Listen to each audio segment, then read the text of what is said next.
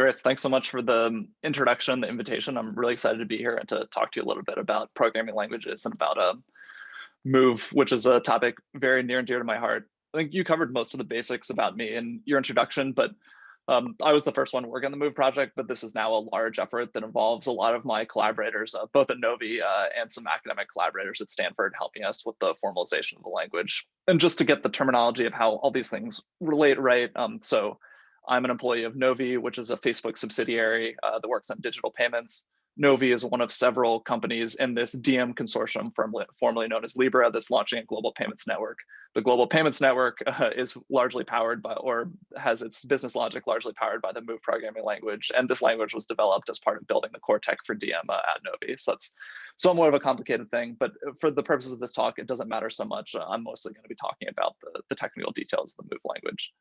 To set some ground rules for the talk, it's a fairly small group, I think less than 50, and I only have 30 slides. So if you have a question, please feel free to jump in and interrupt me. It'll be much easier to talk about a point of misunderstanding at the time than later. So let's make this interactive. Usually, yes? usually we do the presentation and then we do the Q&A.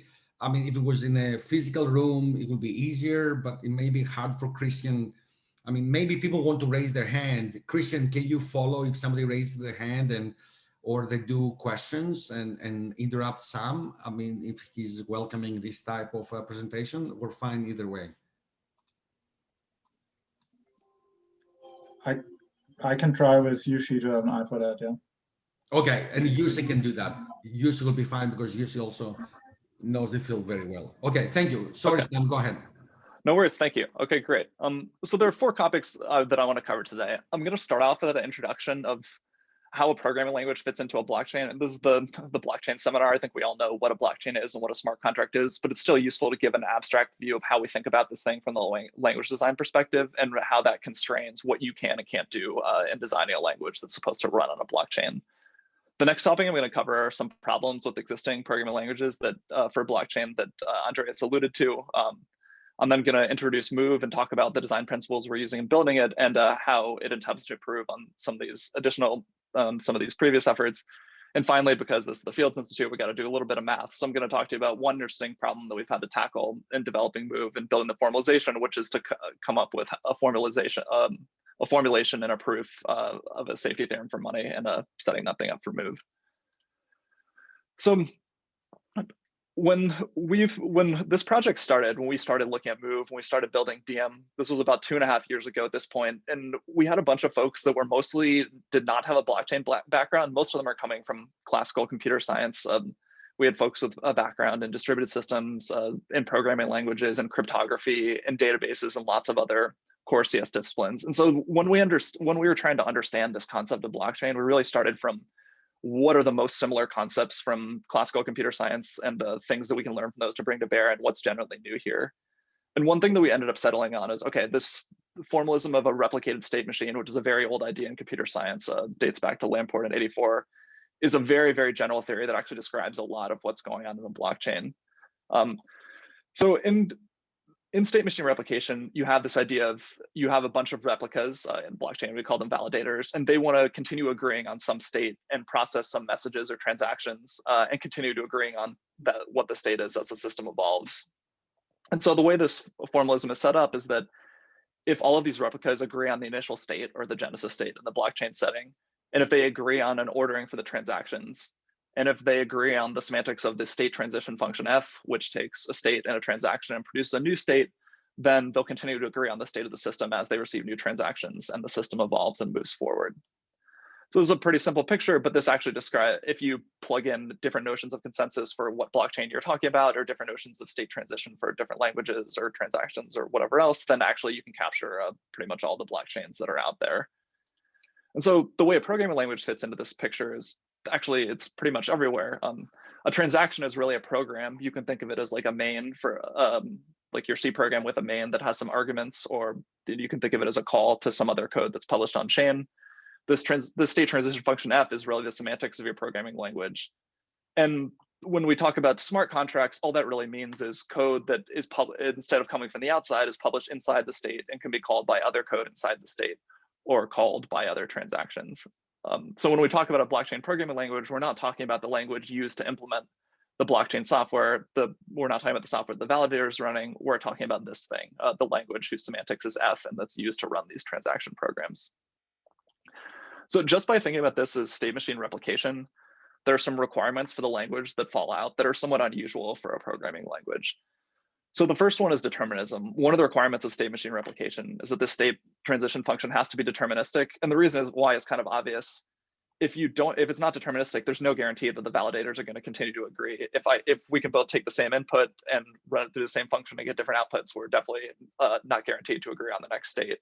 So whatever programming language we have, it better be deterministic. And this is actually not so common in conventional programming languages. Almost any conventional programming language you look at, whether it be Java, C, C++, Rust, any of these languages, they have features that are non-deterministic, like iterating over hash maps or using floating point numbers. So this requirement to be deterministic actually rules out a lot of general purpose languages as a candidate for your blockchain language. Another requirement is type and memory safety. So in these blockchains, the code is published in the open, transactions can be submitted by anyone. And so your code is directly callable by attackers and there's nothing you can do to defend against it once you put it up there. And so it better not be the case that the language allows you to have type and memory safety violations that let you violate the rules you're writing. It's hard enough to get your code right if you do have type and memory safety. If you don't, it's the environment is just too adversarial and you also probably run into non-determinism issues. And the final one is maybe the most unusual. If you're familiar with Ethereum, these other languages, there's this notion of metered execution or gas. And so when someone submits a transaction, anyone could submit these. What happens if they submit a transaction that runs for an arbitrarily long time? Because these things are processed sequentially, that might stall progress and stop the system from moving forward. So there has to be some notion of a computation budget for a transaction. And we have to stop transactions running after a certain amount of time so that we can bring the next one in and keep making progress in the system. And importantly, we can't use a timeout to implement this metering because a timeout isn't deterministic. There has to be a deterministic metric of the cost of a computation. And that's something, this feature too is something that is not at all common in conventional programming languages. So once you put these three requirements on the table, it basically rules out any conventional programming language that's out there. You can always try to play tricks like, oh, I'm going to take a conventional programming language and I'll restrict it to a subset that's deterministic, and I'll try to extend it with a gas metering feature. But if you do that, you end up with this sort of monstrosity that's maybe harder to reason about the correctness or well-suitedness of than just designing a new language. So that's the first bit, where how a programming language fits into a blockchain, with a little bit of why is a conventional language not suitable to fill this role. There are of course languages that are used to program on blockchains that satisfy these requirements, but I'm gonna talk to you about some problems with these existing languages beyond the sort of table stakes requirements. And the first one is what Andreas alluded to, and probably what you've heard about before if you've ever seen any talk about smart contracts or contract bugs. These public blockchains are an adversarial setting. Your code's in the open, it can be called by anyone. And if you make a mistake because this code manages money directly, it's very expensive. So this is just a splash of various headlines and of problems in Ethereum that have occurred over the years. These bugs happen all the time. People tend to lose a lot of money. With the explosion of decentralized finance, these are happening even more and more often. So I think usually people will start off with a slide like this, and then the next slide will be about a verification scheme or a new language. I think, it's not totally clear that these things are the problem of the language alone. Developers can be responsible for mistakes as well. Ideally, provide a language that would help prevent them from making these mistakes. But really, I think the responses to these sorts of things from the community tend to not be so inspiring. They're very reactive. So when you talk to folks in the Ethereum or smart contract community about what you should do about this, or what we should do with new languages to improve on the problem, the general patterns is sort of like, well, let's subtract the patterns that cause big problems. We have the DAO attack, let's get rid of reentrancy. There's some integer overflow issue, let's get rid of integer overflow in the language. Let's isolate code from each other, limit interaction with untrusted code. Let's be more careful, let's audit things, let's test things more carefully, let's verify things. And all of these things are good advice that I really can't argue against, but I think all of them are really addressing the symptoms instead of the disease with this new emerging platform. I think the real problem is that this whole paradigm is new, it's really hard, and it's poorly understood. And I think there are two problems in particular that are important and that need better support from the language itself. So the first one is we really don't know how to design good abstractions for encoding and transferring assets with real world value. This task of programming with money, of programming with bits that actually have real world value is just a fundamentally new task that doesn't arise in other settings. And so we don't know how to do it very well. And it's not so surprising that maybe we're messing it up on our first try. And the other one, and this is a little bit more of a familiar problem from conventional computer science, is that we don't know how to write safe code that interacts directly with untrusted code. In traditional computer science, the advice for doing this is usually don't, or do it in a separate process, or minimize this as much as possible. But if you're going to lean into this because you're building a blockchain system and your whole goal is to reduce the friction of interacting with other parties so that we can have a financial system that costs less, then this is something we're going to have to deal with in a way other than just don't. So these tasks aren't common in conventional languages. So there's not a lot of prior art that's going to help us in adapting them in a new language, and they're also not well supported by existing blockchain languages. And basically, what I've run through so far is the line of thinking that we ran through in deciding whether to take an existing contract language or general purpose language for Diem, and deciding to design Move instead. There's some other desirable properties of a blockchain language beyond these sort of basic big two that I thought it was worth mentioning. So one is language support for custom assets and access control. A big thing that you want to do in these platforms is design your own asset, like in the ERC20 standard on Ethereum. But ideally, this wouldn't just be a standard. This would be a language feature. And when you use it, you get some built-in safety guarantees. And same with access control. Ideally, you wouldn't do this just by asserting that the caller of this isn't some address. You would have some nice design patterns and language support for that as well. You want the language to be safe and predictable. These programs aren't trying to compute physics simulations or do really complex tasks. It's much more important that they do something unsurprising, that they do something rich or something that's really easy to program. And finally, and this is a topic that's near and dear to my heart, and Andreas and the presenter next week, David Dill, you want this language to be amenable to static analysis, because in this adversarial setting and in the setting where mistakes are so expensive, things like testing and auditing aren't going to be enough. You really want to go to the extreme and have static analysis and verification as well. And there are three sort of softer things that you might want that other blockchain languages don't provide. One is code and type reuse across contracts. In the Ethereum platform, if you write a smart contract, you can't depend on existing smart contracts published on chain. You basically have to copy paste all of their code into yours and deploy it again. And that's a shame because it makes it harder to reuse the correct code that folks have written previously, and it makes it harder to build a vibrant computing ecosystem. And another, maybe even more pressing one, is language reuse across platforms. Most of these languages tend to hard code implementation details of the platforms that they run on. For example, in Ethereum, the programming language relies on the choice of cryptography algorithms that the Ethereum folks chose. It relies on the block structure. It relies on the structure of accounts. And so if you're starting up a new blockchain, you want to make different choices. Maybe I want to use a quantum resistant crypto algorithm instead of the ones Ethereum picked.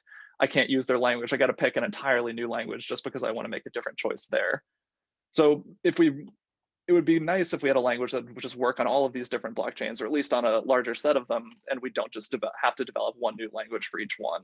That's going to make it hard to build good tooling and build a large community that knows how to write in the same language. And then finally, familiarity is desirable.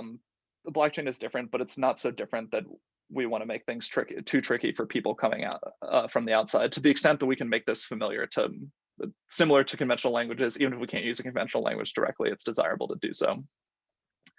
And for all of these small issues, I think existing blockchain languages basically don't satisfy them. So these were also things that we were looking at addressing and choosing to build Move. So, okay, now we get to Move. What is it doing? And how does it try to do a better job here? So what we thought is that these key problems of assets and authority, they're really the same problem, or at least very similar problems. With both of them, the key property that's difficult to have but important to have is scarcity. An asset, it's important for an asset to be scarce because otherwise I can just make copies of it and spend it everywhere. It's not going to stay valuable for very long. And similar with authority. Authority is valuable because it's scarce.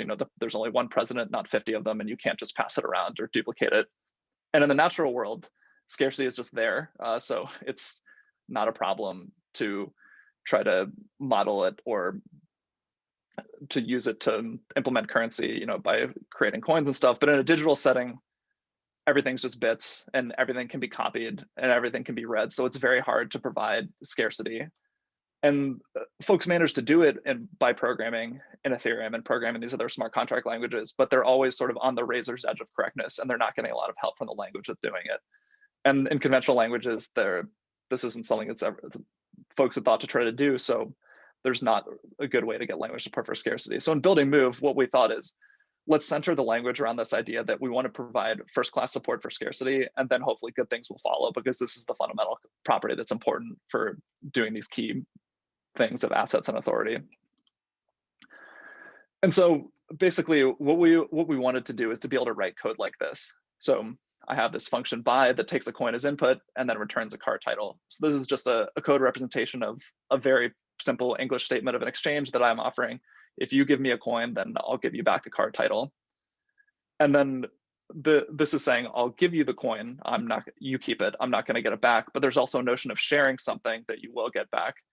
So this function register here says, if you show me that you have a card title, you get to take the card title back after you've showed it to me. That's what the ampersand means. I'll give you a reference to it, and you pay me a fee. I get to keep the fee. You don't get to keep that. Then I'll give you a card registration.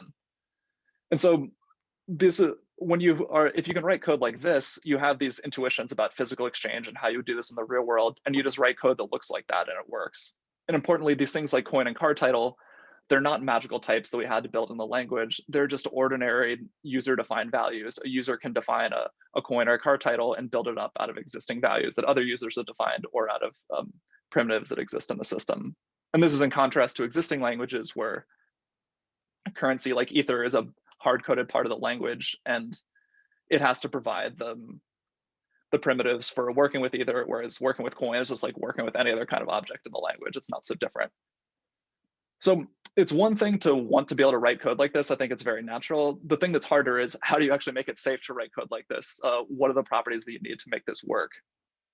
And so what we do is we have this set of resource safety guarantees that provide protection against all of the things that could go wrong with this sort of setup.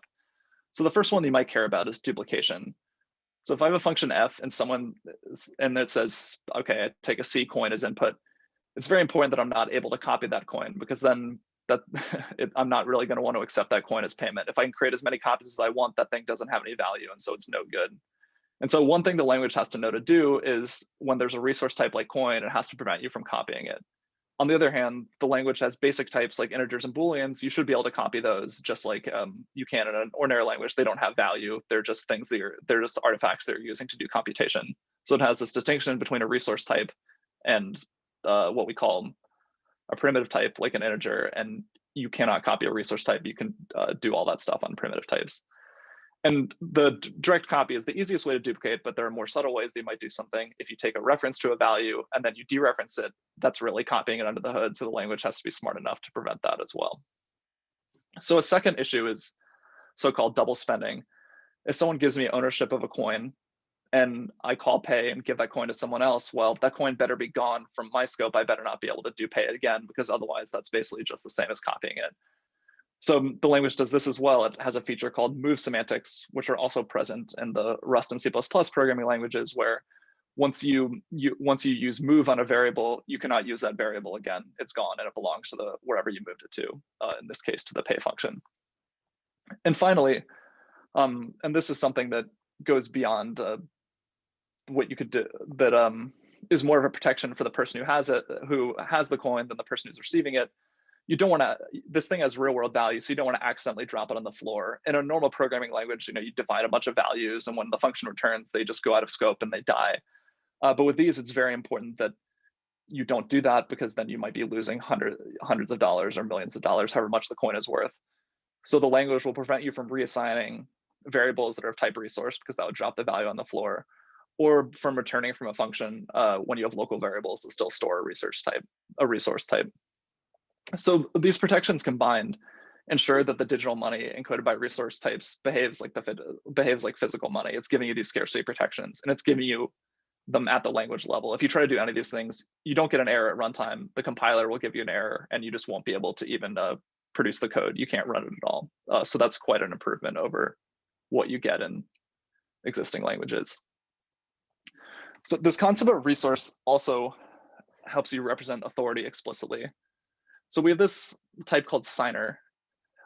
What signer is it's a resource that represents a user that was authenticated by something outside of the system. So if I send a transaction from address 7, I will get a signer for address 7 in that script, and basically that signer is a token that I've authenticated this person elsewhere, and so they're acting with special authority that's conveyed to them by running an assigned transaction. And then what you can do is you have this distinction between signer, which is an authenticated user, and address, which is just, anyone can type an address out of nowhere. There's no special privilege associated with it. So if I'm implementing something like account, the function signature for withdraw will say, well, in order to withdraw, you must have the signer, because that's a privileged operation to take money out of your account. But in order to deposit, I can give money to anybody. That's not something that's privileged. You just have to give me the coin. And then if you write a function like pay, the way it works is this: you would take the payer who's a signer, you take the payee's an address, you can get a coin by pulling out of the account, and then you take the coin and you move it into the deposit to pay the payee. So the signer idea is an explicit notion of authority, just like the coin resource is an explicit representation of money. And having this explicit representation helps you distinguish between authenticated users who have authority and addresses who don't have any authority. The signer also lets you do some interesting things. Now that there's a type and a value that represents authority, you can do things that require the authority of multiple parties in a single function or a single transaction. So for example, if I want to do an atomic swap where I exchange USD for euro, I can write a function like this, where I have agent 1 who's a signer and agent 2 is a signer. There's the value in each currency. I grab the USD from A1 and give it to A2, and I grab the euro from A2 and give it to A1. And you can do this in a single transaction that's signed by both A1 and A2. In existing platforms, you just can't do this. There's nothing like signer. There's no explicit notion of authority. So if you want to do something, you'd have to do this in 2 separate transactions, one sent from A1 and one sent from A2. And so this idea to have multi-agent transactions lets you do this. It's like having a check where there are multiple signature lines, and the programming language, instead of being just a withdraw from my account, is an arbitrary program. So there's some very interesting things you can do with this use case. So a natural question to ask is, once you have a resource, where does it go? I've showed you programs where you're moving this thing around at the end of the transaction, where you're moving this thing around a transaction, but where do these end up at the end? So the notion of persistent storage and move, which is like this state thing I showed in the previous diagram with the replicated state machine, the structure of it is different from Ethereum and from other platforms. It's a map where the roots are account addresses representing the account owned by a user. So here's the account address A, and here's the account address B.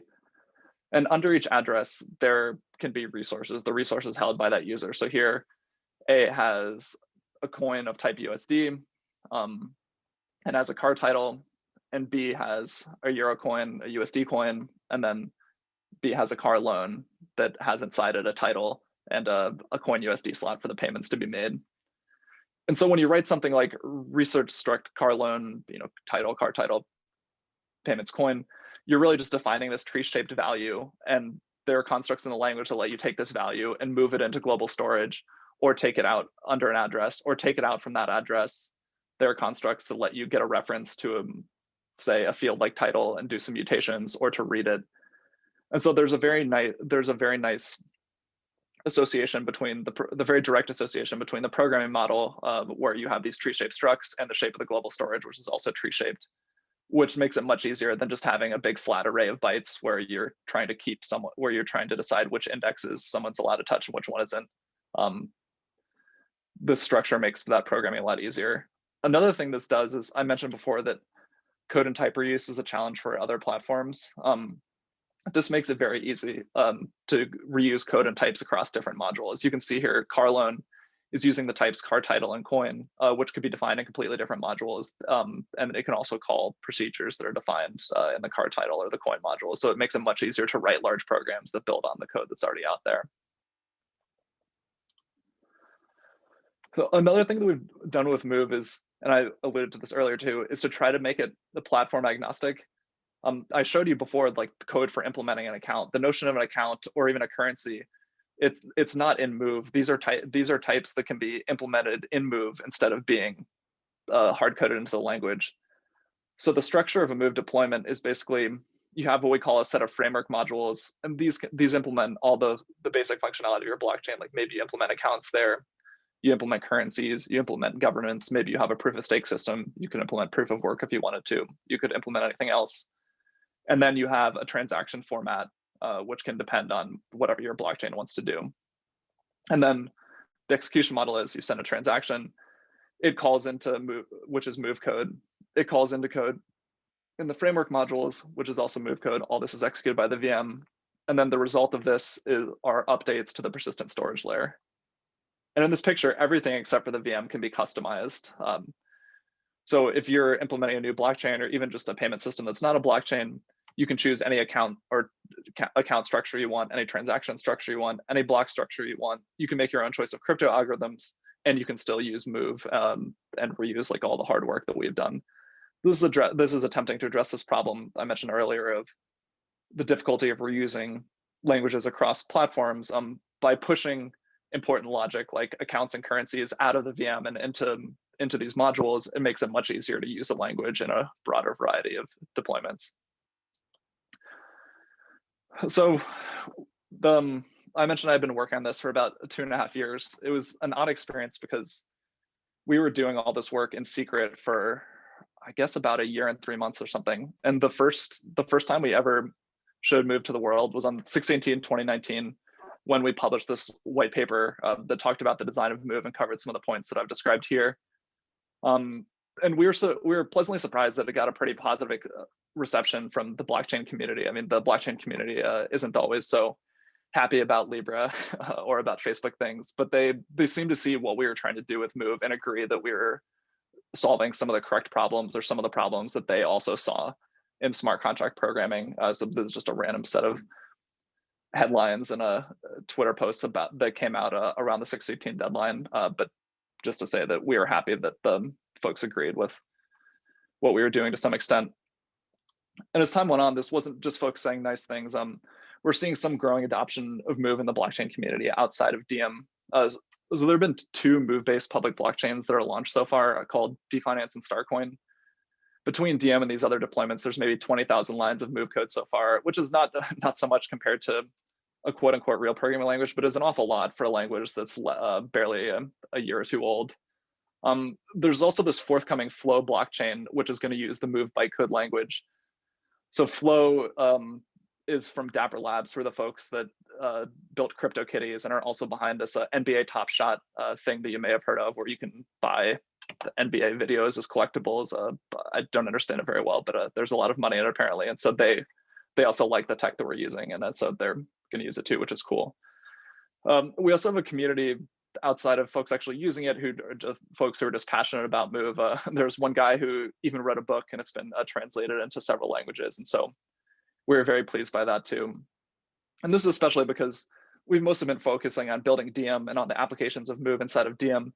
We've been almost actively hostile to the developer community. We only released dev docs this past December, and we don't have separate libraries for Move yet. If you want to use it, you still have to download the entire Diem repo, although we're going to try to do that in mid-2021. So all this is to say, this somewhat validates our design of trying to make this a platform independent system, and also the design decisions of like attacking certain problems in blockchain and like guessing the kind of code that people would like to be able to write. So that ends basically this arc of the talk. This last bit is quite different. It's a little bit of a detour into programming language theory, but I think is also quite fun, and I'll try to keep it high level just to talk about the key ideas. So the problem I'm going to talk about is a safety theorem for programming with money. But this is only one of Move's safety properties. I don't want to go too much into the other bits because I'll be stepping on David, who's giving the next talk in the seminar series. But some of the other things we've done to design Move for safety is that it doesn't have any dynamic dispatch, which means that when you call a function, you know at compile time exactly what that function is going to call, instead of choosing what function to call at runtime. And this prevents features like reentrancy, which have caused big issues in Ethereum, especially in the DAO attack. As I showed you on a couple slides ago, the memory is tree shaped, so that prevents bugs that happen from having complex pointer aliasing structures or linked lists or complex graphs. Everything is tree shaped, which has a variety of nice properties that keep things simple. We do have mutability. It's not a functional language, but we don't allow mixing of aliasing and mutability like Rust, which makes it much easier to figure out what's going to happen. And we have something that I can't describe in this talk because it would take too long to talk about, but a borrow checker, this sort of alias analysis like Rust has, but that accounts for Moo's global state, which is quite interesting for PL wonks. We have built-in checks for these type, memory, and resource safety properties, and anything that's mathematically ill-defined, like integer overflows and division by 0. In other platforms, they sometimes have the unexpected result, but we make them all abort. And then, like other platforms, we have this all or nothing semantics where a transaction either completes successfully and it has an effect on the state, or it fails and it has no effects at all, which means you don't have to worry about error handling or these sort of partial effects. And all these things have been done with static analysis and verification in mind. We've also co-designed the language with the Move Prover verification tool, which David will talk about sometime in February. Okay, anyway, so onward to the safety theorem for money. So going back to this previous slide, we talked about these intuitive resource safety guarantees. Okay, we don't want duplication, we don't want double spending, we don't want destruction. Then I convinced you that we have these things basically by showing you examples of bad behavior and saying that we shouldn't have these. But how do we go beyond this and actually formally state the property that we care about and prove that not only these examples can't happen, but anything like them, that every Move program that anyone could ever write is going to enjoy the absence of these properties? So this isn't just something that I want to do because I love math. Like, this is important because other folks have gotten it wrong, even in the blockchain space. Like, there's this paper that was actually an OOPSLA best paper in October 2019, where they had a violation of this exact property we're talking about, where the details are sort of irrelevant, but the language is set up in a way that you can pass money into an event that you can then throw into the garbage, and then that money is gone forever. And so this is different than sending money to a black hole account that you can never recover. The money actually just disappears from the system, and your sort of balancing of the books gets off. And so this problem of deciding what a safety theorem for money means that we can prove it about a language is important, because people get it wrong. And if you have this theorem and you can prove it, then you know you haven't gotten it wrong. And that's certainly something that we want for Move. So there are ways to do this for lots of other problems in programming languages. You basically have a theorem structure and a canonical proof strategy for these issues that people care about. So if you have a program and you want to prove termination, there's this technique called ranking functions that you can use. If you want to prove type safety, there's this classic progress and preservation approach that you can read about in a 1992 paper. Any introductory programming languages class would teach you it. If you want to do a sound static analysis, there's this framework of abstraction and concretization, a nice math that you can use to show that that works. And so what we're after here is we want the equivalent of this for, if I have a language that's supposed to be safe for programming with money, what's the safety theorem that I prove, and what's the approach that I use for that? And so the way you do this sort of thing is you formalize the semantics of your language, and we've done this for Move. And it's basically very much like this f function that I showed you before as a transition function. So what these Greek letters mean is that if I have a state sigma and it evaluates instruction I in some procedure P and some code environment omega, this is basically the other modules that it's allowed to call, then the result is going to be state sigma prime.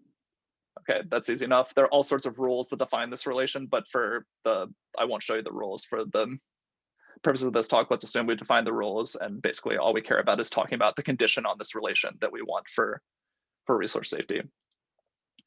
So a first attempt of what we might want to say is, okay, let's insist on full resource conservation. Okay, I can define this predicate called resources, which basically looks at a state and walks through it and finds all the values that correspond to resources.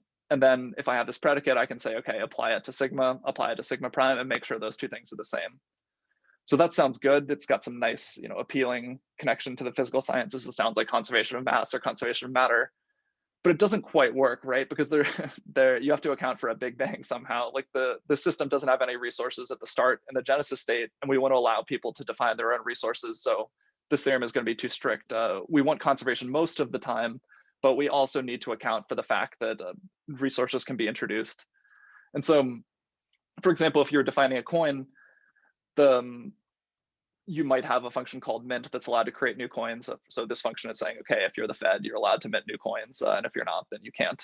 And so this code here is doing what we call a pack, where it actually creates a new coin. So that would violate the conservation. And similarly, you would probably want to provide a function called what I'm calling join here, where if you have two coins, you can smash them together and you can get one coin whose value is the sum of the value of the two coins you've just smashed together. So in order to do that, you have to destroy one of the coins, which would also not be allowed by conservation. But the rules of the language make it so that you can only pack and unpack these coins inside the module that declares them.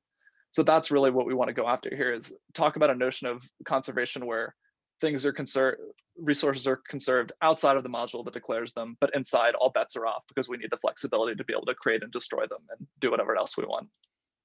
And so that's the definition we ended up coming up with here. And there's a lot of Greek letters, but don't worry too much about the details. I'll cover the high level points.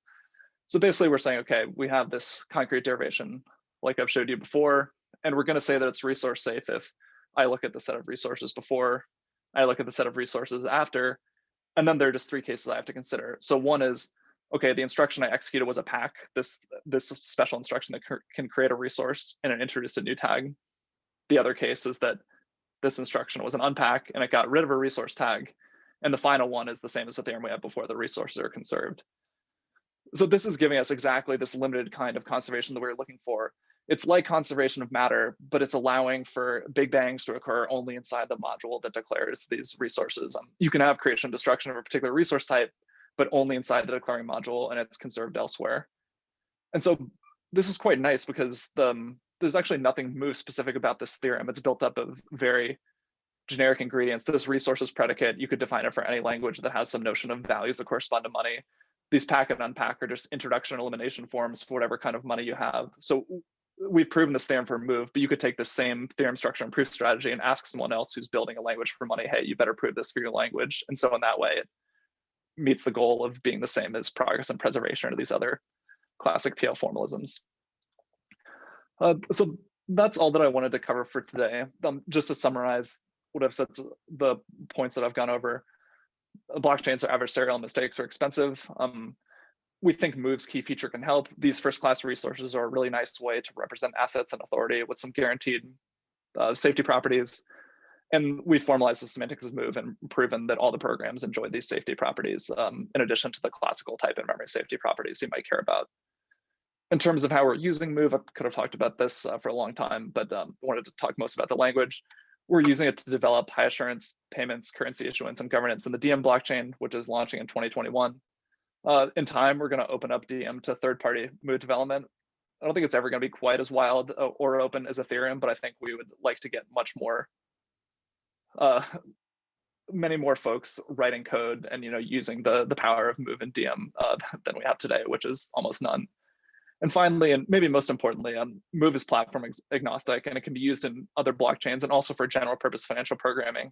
So if you're writing code like this, the Move is open source and we have developer docs. So I hope you'll take a look at it and consider if it's a good fit for the problem that you care about.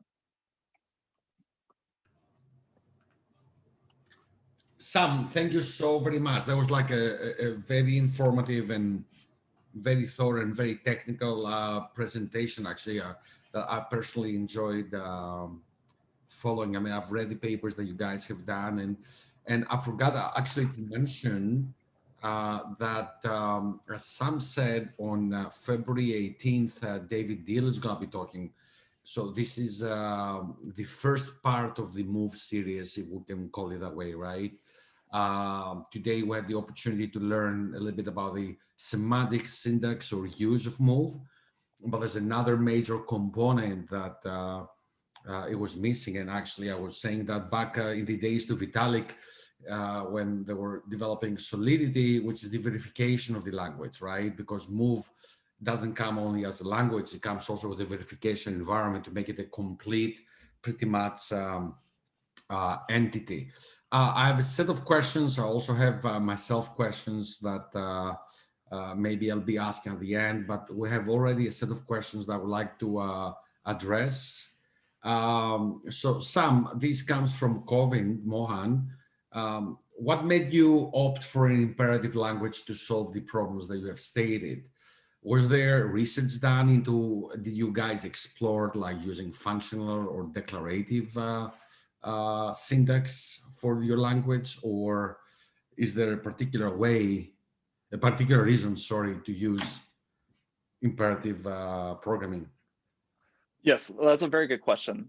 I should state that I'm a dyed-in-the-wool functional programmer, and my favorite programming language besides Move is OCaml. So I was certainly biased toward a functional paradigm in developing Move. The reason we ended up going with something imperative is because I think it better describes the structure of the computation that's actually going on. So when you think about a blockchain, it's this big flat map from a bunch of addresses to a bunch of resources or a bunch of state under there. And really the nature of a computation is you have a script or a transaction, whatever you want to call it. It's gonna get pointers into global state and twiddle the values of a few of those items, and then it's gonna return. Now you could also think of that function as taking in the entire global state and unpacking little bits of it and then packing them back up and sending it there. But that's actually a much less nice way to write the code. At least when we looked at it, that's how it was. The essence of what these things are doing actually seems to be pointer based, and acquiring, it's basically like there's a language of privilege pointers, like are you allowed to get a pointer to this thing and mutate it, and then there's the actual mutations, which are much smaller. And so the imperative paradigm seemed to fit that much better, although there are folks exploring the functional paradigm too. I'm sure you're familiar with Cardano, although they're doing UTXO, not account based. So I guess I'll conclude with saying I think the kind of computations you're doing in account-based blockchains are inherently imperative, and that's why we went with imperative. Let me add to that question, actually. Did you guys had in mind also the average user that is going to be writing code? Not particularly for the DM ecosystem, but as you said, now Move is pretty much mitigating to other platforms, open permissionless platforms. So when you guys compile the language, do you say that maybe I want also to appeal to make it simple, and I want to appeal to somebody who's not an expert on writing software code, right? Yeah, I mean, we certainly considered a range of use cases that's broader than what DM is doing. And especially if, there's sort of this canon of smart contracts that are the classic test cases now, like, okay, you're going to have your crowdfunding, you're going to have your auction, you're going to have escrow. So you need to implement custom coins. So we ran through all of those and we looked at some other things as well. But in terms of the experience of what kind of developer are we targeting, I think I'm not sure if we really know what a blockchain developer looks like yet. It tends to be someone who seems to, they don't tend to have as much of a strong regular computer science background, and they are more dyed-in-the-wool blockchain. But I guess we weren't that concerned at catering for it. We were mostly thinking about what kind of safety guarantees must you have and do you want to have, and put those into the bytecode language. And then I didn't talk about this in the talk very much, but of course there's two languages here. There's the bytecode language that's actually deployed on chain, and then there's the source language that users interact with that compiles to the bytecode language. And these are really solving two different sets of problems in some ways, where you want these low-level guarantees in the bytecode language, and then you want the source language to be nice to users. So almost all the decisions I was describing were things that we've done for the bytecode language.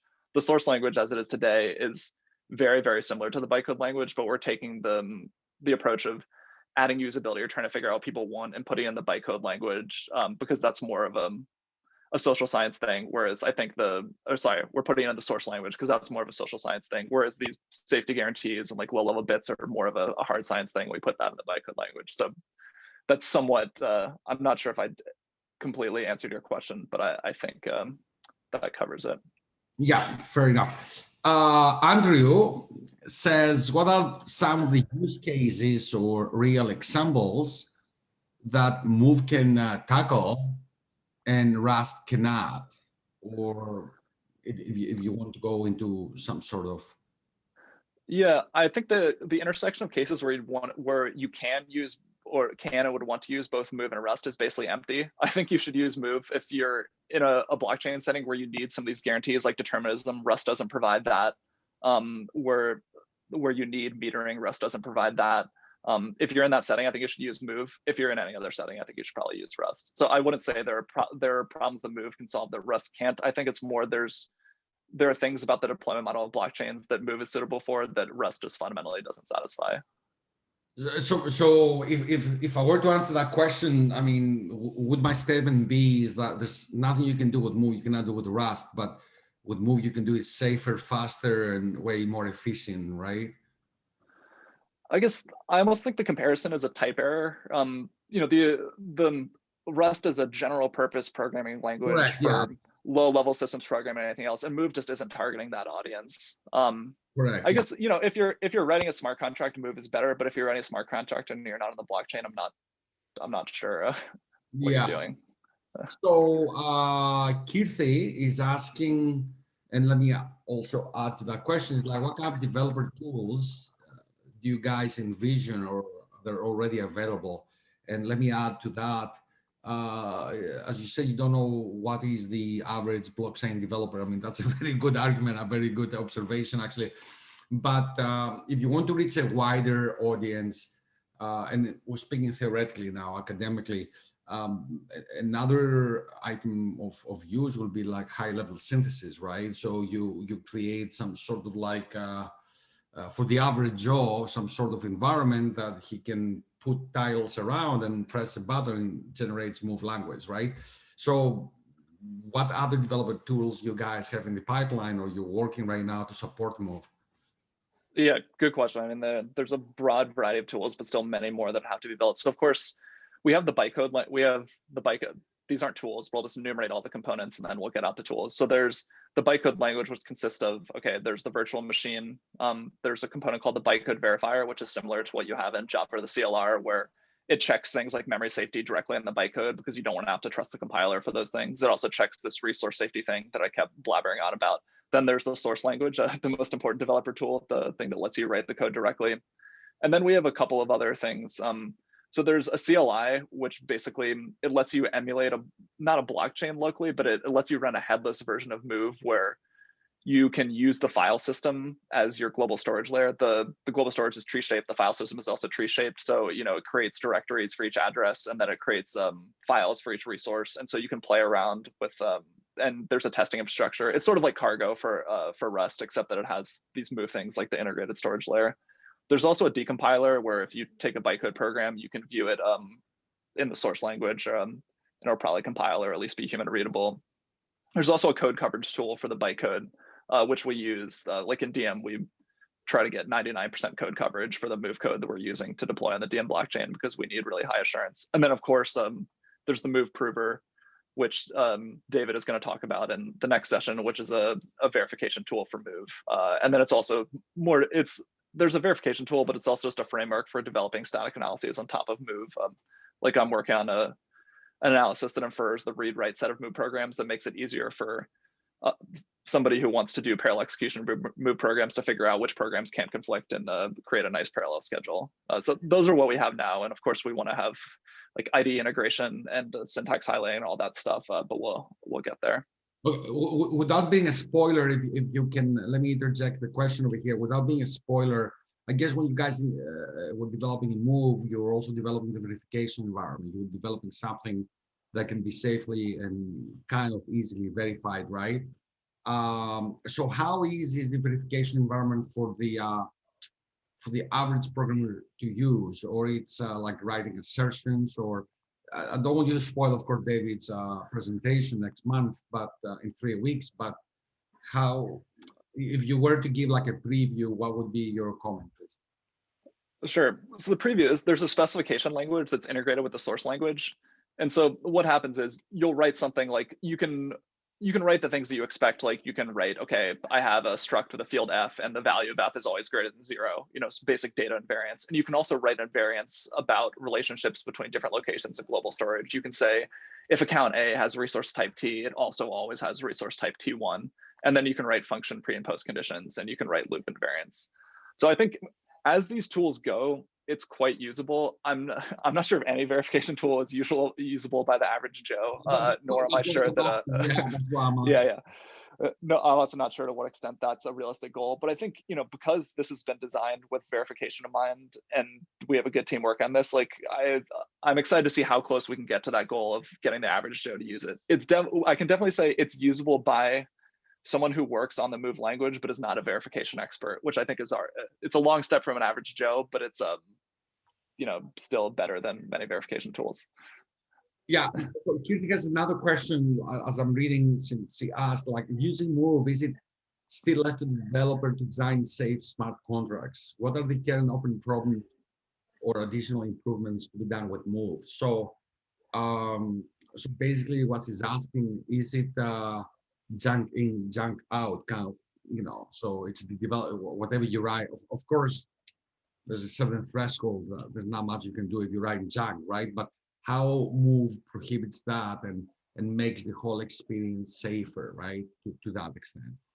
Yeah, I mean, so it's certainly junk in, junk out, right? There's no language that's good enough to stop a determined programmer from writing bugs.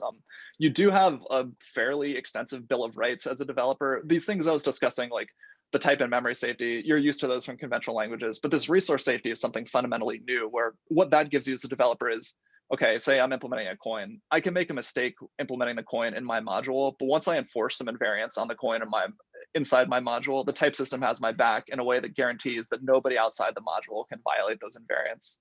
So it doesn't make, I wouldn't say it makes correctness easier, but it localizes it significantly, where if you can get things correct within the confines of your module, and it provides all sorts of encapsulation features to do that, then you can be very confident that it's going to be correct outside of the module. And then you get into the other issues like, okay, crypto economic problems. Okay, we don't provide anything to help with that yet today, but maybe in the future.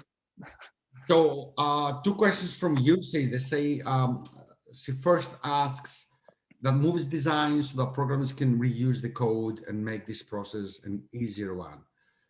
So how is this code reuse achieved? How is the code stored? And how is that different from what happens today with EVM code? Yes. Let me first answer. I forgot to answer Kirti's second question about the current open problems or additional improvements to be done with Move.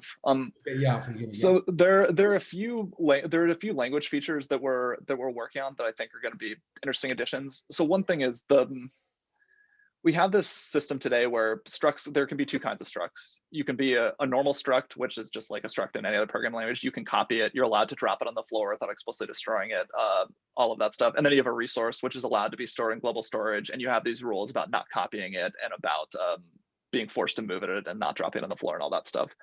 So we have a kind-based constraint system that breaks out these, what we call abilities associated with a struct, into things that are a lot more fine-grained. So you can now say things like, I have something that behaves like a resource in the sense that it can't be copied and it can't be dropped on the floor, but I can say it's not allowed to be moved into global storage. And so that's an interesting thing where it lets you to implement, we call this the hot potato, where it's a type where you pass it to someone else and they're not going to put it into global storage. They're going to have to pass it back to you because you provide the only way to eliminate it. So it lets you write these kind of type stated patterns where you have a function called lock that returns a lock hot potato, and then you expose a function called unlock that's the only way to destroy the lock hot potato. And then you know that when someone calls that, they're eventually going to call unlock before the end of the current transaction. And so that's one feature we're very excited about that we think is going to unlock a lot of interesting programming patterns.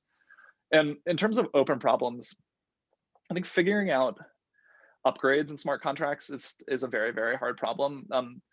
We think that the Ethereum approach of things being purely immutable is not sustainable. You can't have a software ecosystem without evolution, but you also can't undermine the trust properties of these contracts by just allowing arbitrary updates. So we have a notion of breaking changes at the bytecode level, but then we're combining that with an upgrade policy that the user can set, where you might say, for this dependency, I want them to always be immutable, but for this dependency, I will allow them to upgrade this function in the following ways, and things along those lines. So I think that's a fun problem that's going to be really important to solve if you want to build vibrant and realistic ecosystems using Move or any of these other languages, really.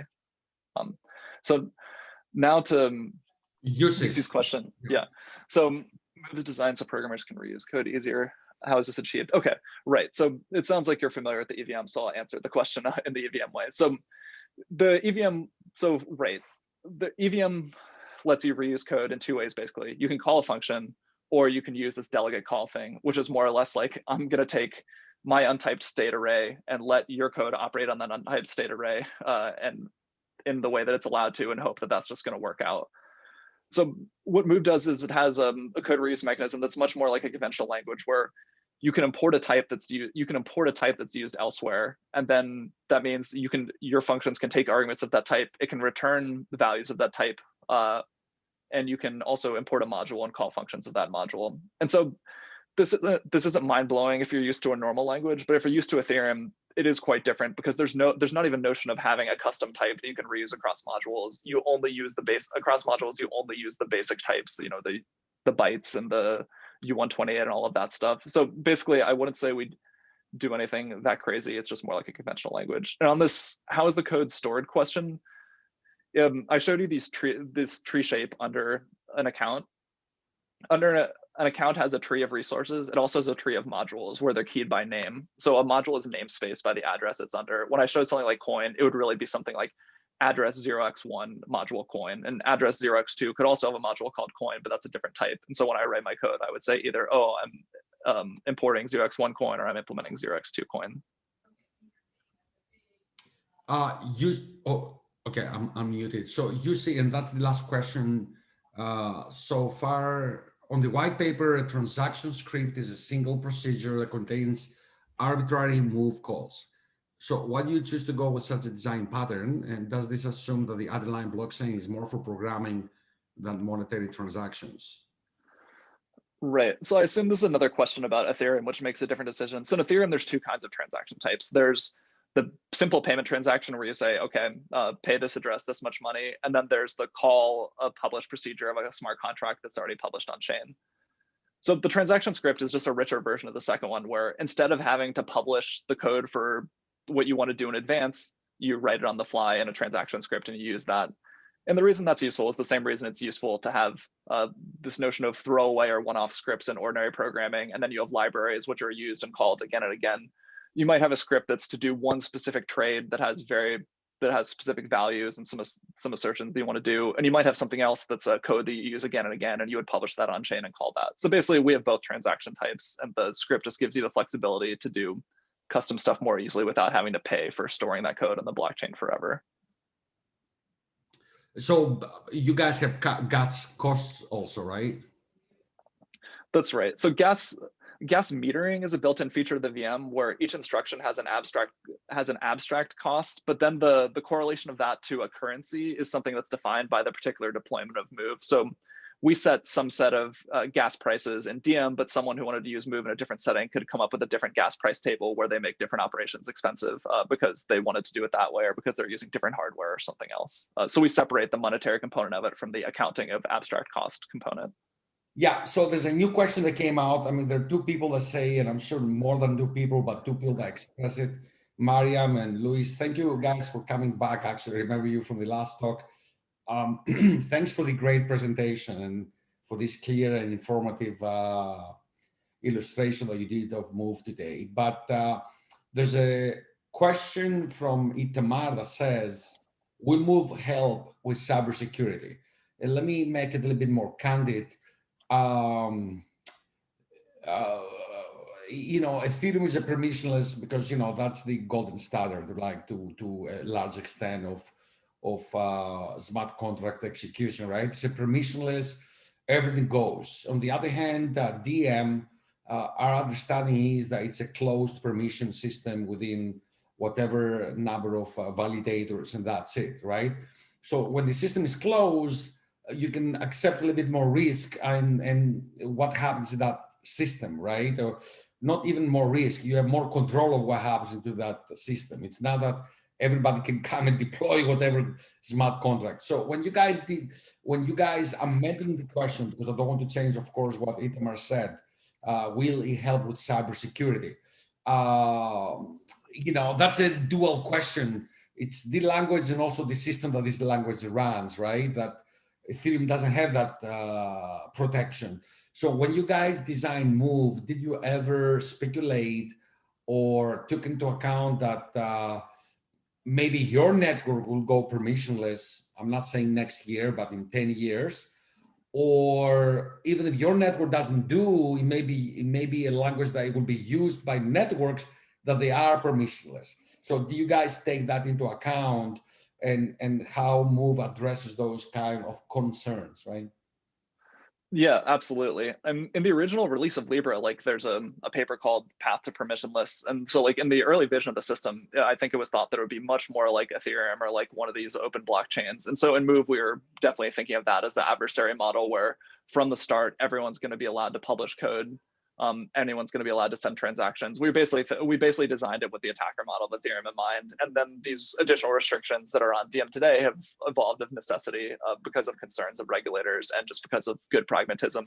So I think the design of all those restrictions are implemented in DM framework code, not in Move code. And so I think if you want to use Move in a setting that is more adversarial, or if you want to take DM and make it more adversarial in the future, then the language is definitely designed to be equipped with that. So I think it will help with cybersecurity on the blockchain. Again, like it's all up to the people. It gives you a language is a paintbrush. It does what the painter does. It's just this helps you from it prevents you from making it helps you write correct code if that's what you're inclined to do. And if you try hard, it's not a silver bullet in and of itself. Yanni, asked the following question. Blockchain depends on robust and reliable internet access.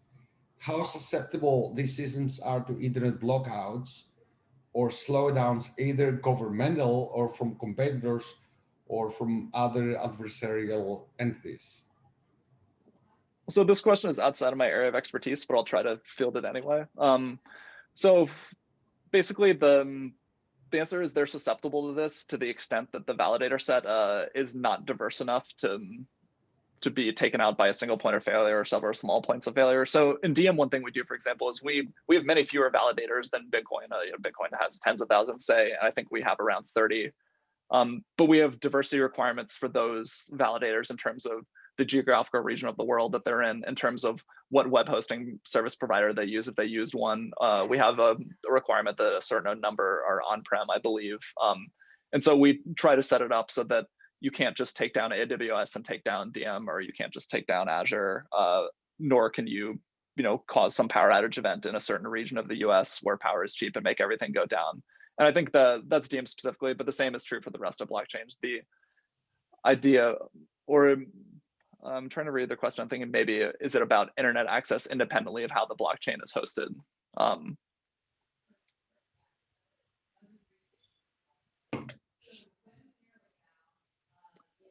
Yeah, if that's what the question is asking, I don't think I am informed enough to give a good answer. Yeah. Yeah, no, I mean, if access to blockchain servers is being slowed down, either by hackers or other adversaries, or even governmental, and I'm also referring to the recent events with with the Reddit groups, and there are attempts to slow them down, like to choke them, to choke their internet traffic, which I don't know how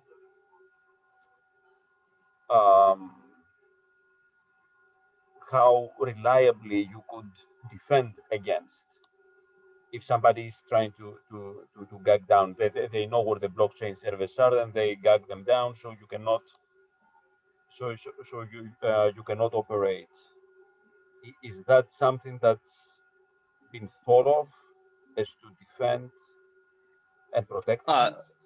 So if that's the question, I think my answer more or less stands where this is, of course, a problem for traditional internet services as well. And, for blockchains, folks are even more concerned about redundancy and access than in traditional internet services, and usually do much more replication to provide more access, even if there are outages for a particular server or a particular site, then there should be some other one that's up. So I think that is something that folks are very concerned about, both in DM and other blockchains, and are taking measures to combat. And basically the number is more computers. I mean, the answer is more computers and more places connected through different pipes. Right. For example, the WikiLeaks model actually had a mechanism against this, because they were so distributed that you couldn't effectively choke them down. Like if you try to choke one file server, it was replicated in many different places and locations, so actually you couldn't block it. And then I'm wondering if such a if such measures are being factored in the infrastructure. So I'm not very familiar with the WikiLeaks model, and these kind of defenses are outside of my area of expertise. So I don't want to speculate more, but I'm happy to connect you to someone on our team who might know a better answer than me. Last two questions. So one of them is the long one. The other is short. Let me start with the short one by Alex. And great presentation. Will you be able to share the deck with us? And first of all, Alex, we're recording every talk this year.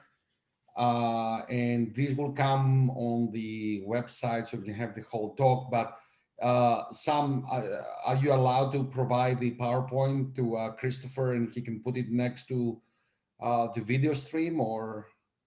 I hope so. I'll check with our comms team on that. Okay, so yeah, we need to be able. Thank you, Christoph just sent the link to the actual video recording, and it should be there in a couple of days. And last question by Sotirios, another Greek. That's the Greek invasion, I guess. Can you elaborate on the platform independence point, and what does that mean in practice versus other smart contract languages? Is that because you provide the EVM semantics and the language? And so what does it mean, platform independence, that you made actually? That's very mobile. I don't remember how you pointed that out. Yeah, very good question. I was vague about that. So I think it's basically about which details are baked into the language and which details you give someone the flexibility to choose for themselves. So take Ethereum, for example. The things that are built into the language there that are not built into Move are the structure of accounts and the currency. And so once those things are baked in, especially for the currency, things like the issuance are also baked into the language. You know, you can't just take the EVM and say like, oh, I'm gonna like issue ETH from scratch. And the other thing is cryptography algorithms. There's an association between the address format and the signing of a transaction that's baked into Ethereum. So if you wanted to use quantum resistant crypto or pick a different address format or have native multi-signer, you can't do any of that stuff in Ethereum, which means you just can't use the language at all. In Move, all of these things are choices that are not implemented in the language itself. And so you could choose to make different choices. Like in DM, we have one particular account format that uses the sequence number that we like and the crypto algorithms that we like. And we have lots of different currencies with custom issuance policies. But if someone wanted to have a single currency that's minted by a proof of work mining, or that's issued by one party, or that issues every 10 seconds, or they want to have an account number that supports an account type that supports different crypto schemes or a different kind of replay protection scheme, they can implement all of that stuff. And so when I say it's platform independent, I mean that the core of Move is a very small thing. There's another component called an adapter that's implemented using Move code, Move modules. And then also you can write a superstructure in Rust or Go or whatever your favorite language is. And then you can basically you can implement lots of different blockchains that are still all running Move at the core. So that's what I mean when I say it's platform independent, and that it has as few opinions as possible about what things are forced to do to give you the flexibility to make different choices in your platform, especially if these are choices that are natural to make different ones for things like on things like cryptography. Yanni, I will give you, I mean, Google my name, because Yannis wants to follow up with you. Just email to me and I will. Oh, I can just type it in here. I can type it in here too, but I can also share it. Okay, we're done. Actually, very last question, and we go because we went way overboard. I mean, it was a very interesting conversation. What about cryptographic principles? Like, are you allowing zero knowledge proofs and randomization and all those kind of like goodies, or because the system is permission, it doesn't make too much sense to do so? Yeah, those aren't things we're thinking about for DM. If you wanted to build a system that had those and use Move, you could do it, because these are all basically because of this platform independence that I was describing. These are all things that you can do in the adapter layer. You can define native functions where you use crypto functions that are implemented in Rust or whatever, and then you have a Move wrapper for them so contracts can call them. And that's how for the crypto that DM uses, like we use EDDSA, that's how we get it in there. It's not part of the Move VM, it's part of some functions that basically this DM adapter provides. And so I think if you wanted to do a bunch of ZK rollup stuff or multi-party computation or other fancy crypto stuff, you could easily do it via this adapter paradigm, but that's not something that we're looking at doing specifically.